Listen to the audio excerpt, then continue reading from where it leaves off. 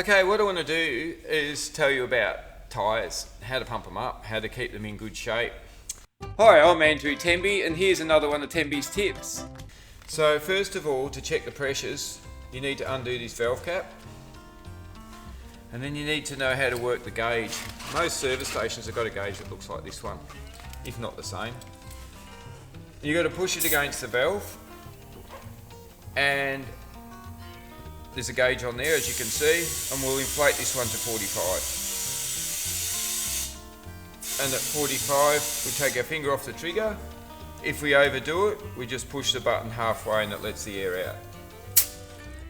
But we need to know how much air to put in it to start with. And where did I get the 45 from? I opened the door, and inside the door is a tyre pressure placard. And that's where you get the information from the manufacturer. Otherwise, it'll be in the handbook for the car. That's how you do your tyres.